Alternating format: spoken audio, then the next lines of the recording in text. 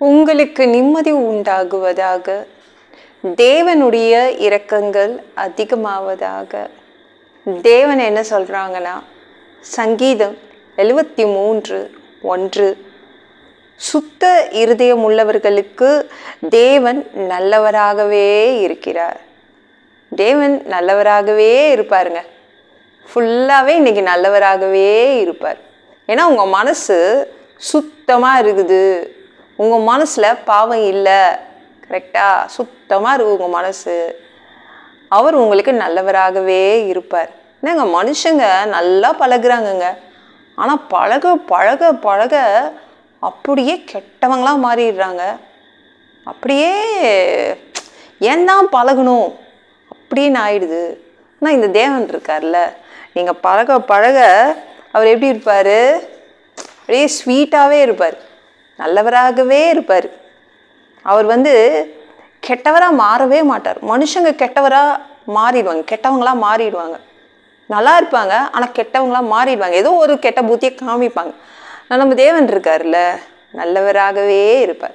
நேற்றும் இன்றும் என்றும் என்றென்றைக்கும் மாறவே மாட்டாருங்க, அப்படியே இருப்பார். அதான் நம்ம தேவன். எத்தனையோ பேர்கிட்ட பழகி கஷ்டப்பட்டு வந்திருக்கீங்கள, இந்த இயேசுகிட்ட பழகி பாருங்களேன்.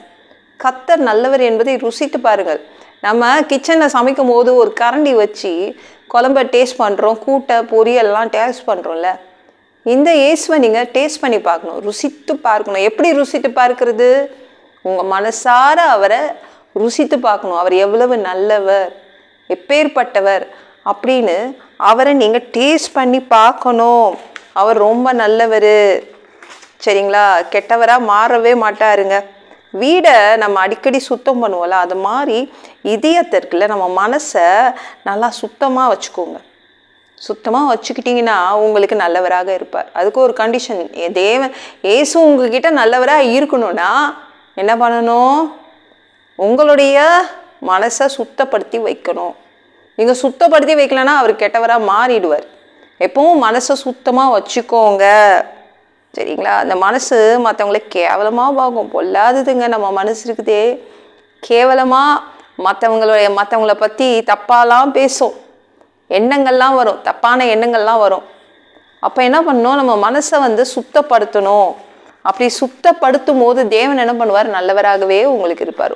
இந்த உலகத்துடைய குப்பைகள் எல்லாமே எங்கெங்க இருக்கும்? நம்ம மனசுக்குள்ளே தான் இருக்கும்.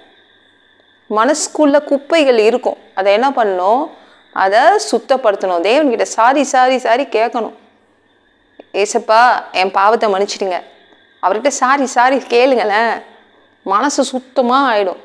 அப்போ ஏசு அப்பொழுதும் நல்லவராகவே இருப்பார், கெட்டவராக மாற மாட்டார், சரிங்களா? நம்மளுக்கு என்னங்க, ஏசு நம்மக்கிட்ட நல்லவராக இருக்கணும், அவ்வளோ தானே, ஒன்றுமே இல்லை. மனசை சுத்தப்படுத்துங்க. நம்ம யோபு இருக்காங்களா, அவங்க காலையில் எழுந்து குளிச்சாங்களா, என்ன பண்ணாங்க அதெல்லாம் நமக்கு தெரியல. குளிச்சாங்களா, வேலைக்கு போனாங்களா, அவங்க வியாபாரம் தானே பண்ணாங்க, பிஸ்னஸ் பண்ணாங்க, அங்கே போனாங்களா தெரியாது. ஆனால் காலையில் எழுந்து என்ன பண்ணாங்கன்னா அவங்க பலி செலுத்தினாங்க. அவங்க இதயத்தை சுத்தப்படுத்தினார்கள். பெரிய பணக்காரங்க, அந்த ஊட்ஸ் நாட்டில் அவங்க தான் பெரிய பணக்காரங்க. ஆனால் அவங்க எழுந்து என்ன பண்ணாங்க? மனசை சுத்தப்படுத்தினாராம் யோபு. என்னங்க எவ்வளோ நல்லவராக இருக்கார் பாருங்க. அதனால தான் தேவன் அவர்கிட்ட எப்பொழுதும் நல்லவராகவே இருந்தார். யோபு கிட்ட நீங்கள் உங்களுடைய இதயத்தை சுத்தப்படுத்தணும். யோபு அதிகாலையிலே எழுந்து பலி செலுத்தினான், ஆடு மாடு பலி செலுத்தினான். அப்போ நீங்கள் என்ன பண்ணணும்? எப்படி உங்கள் உடம்ப பலியாக பலிபீடத்தில் வச்சிடணுங்க. நம்ம ஆடு மாடுலாம் வைக்க முடியாது, இந்த காலம் மாறிடுச்சு. ஏன்னா இயேசு பலி ஆயிட்டார், நமக்காக அவர் உயிரை விட்டுட்டார். அதனால் ஆடு மாடுலாம் பலி செலுத்த முடியாது இந்த காலத்தில். அப்போ எதை பலி செலுத்தணும்? உடம்ப தான். ஏன்? இந்த உடம்பு இருக்குதுல்ல, ஒத்து வராது, ஜெபம் பண்ண ஒத்து வராது, அப்புறம் துதிக்கிறதுக்கு ஒத்து வராது, பாட்டு பாடுறதுக்கு ஒத்து வராது, பைபிள் படிக்கிறதுக்கு ஒத்து வராது, ஃபாஸ்டிங் ப்ரேயர் இருக்கிறதுக்கு இந்த உடம்பு ஒத்து வராது. அதனால் இந்த உடம்பை தூக்கிட்டு போய் காலையிலேயே பலிபீடத்தில் வச்சுட்டு நம்ம இதயத்தை சுத்தம் பண்ணிடணும். அப்படி பண்ணும்போது என்ன ஆகும்னா இயேசு நல்லவராகவே இருப்பார், சரிங்களா? இந்த உடம்புக்குன்னு சில ஆசைகள் இருக்கும், அதெல்லாம் அப்படியே என்ன பண்ணணும்? சாவடிச்சிடணும். மனசில் உள்ள எல்லா ஆசைகள், உலக பிரகாரமான ஆசைகள் தூக்கிட்டு போய் இதை தூக்கி பலிபீடத்தில் வச்சிடணும். சரிங்களா? நம்ம மனசை சுத்தப்படுத்தணும். மனசை சுத்தப்படுத்தினீங்கன்னா இயேசு நல்லவராக இருப்பார். நல்லவராக இருந்தால் என்னங்க அர்த்தம்? உங்களுக்கு எல்லாமே செய்து கொடுத்துருவார். நீங்கள் என்னென்ன கேட்குறீங்களோ அவ்வளோத்தையுமே அவர் வந்து செய்து கொடுத்துருவார். சரிங்களா? அன்பு பிதாவே, உங்கள் பிள்ளைங்க உங்கள் பாதத்தில் வந்திருக்காங்க.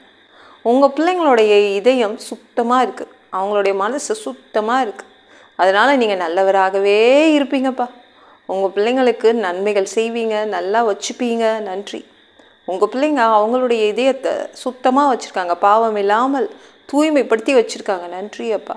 எல்லா பொல்லாத பிசாசுகள், ஏவல்கள், மந்திரங்கள், தற்கொலை ஆவிகள், பயத்தின் ஆவிகள், பலவீனப்படுத்துகின்ற ஆவிகள் எல்லாம் ஏசு என்ற பெயரினை கொண்டு துரத்துகிறேன். ஓடிப்போ. உங்கள் பிள்ளைங்கள இரத்த கோட்டிக்குள் மறைச்சிக்கோங்க. பரிசுத்த ஆவியால் நிரப்புங்க. ஞானஸ்நானம் எடுக்கும். ரட்சிப்பீராக. இயேசுவின் காயப்பட்ட தழும்புகளால் எல்லா வியாதிகளும், எல்லா பலவீனங்களும், கேன்சர் போன்ற வியாதிகளும் சரியாகுவதாக. மரணப்படுக்கைகள் சரியாகுவதாக. உங்கள் பிள்ளைங்களை ஆரோக்கியமாக வச்சுக்கோங்கப்பா. தொடுங்கப்பா, தொடுங்க. அவங்கள வந்து ஆரோக்கியத்தை கொடுங்க.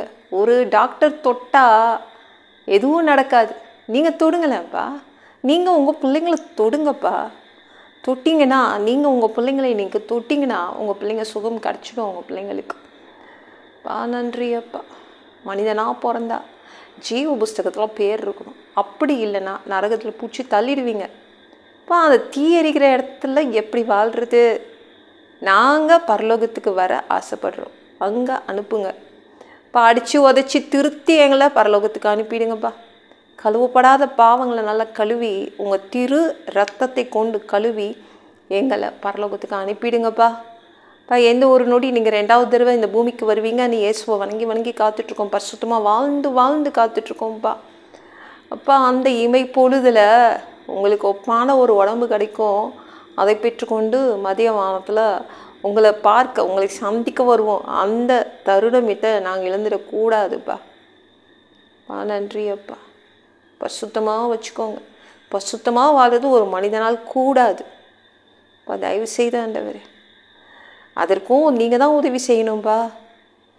நன்றி ராஜா. 3வது தடவை கூட இந்த பூமிக்கு வருவீங்க. இந்த பூமியின் சொந்தக்காரராக ஓடராக வருவீங்க. 1000 வருடம் நீங்கள் தங்குவீங்க. இங்கேயே நீங்கள் ஆட்சி செய்ய போகிறீங்க. 1000 வருடம் ஆட்சி செய்ய போகிறீங்க. அந்த காலகட்டத்துக்கும் எங்களை கூப்பிட்டுக்கோங்க. எல்லாவற்றையும் ஒப்பு கொடுக்குறேன். முழு ஜெபம் கேளும் பிதாவே. ஆமென். நாளைக்கு பார்க்கலாம்.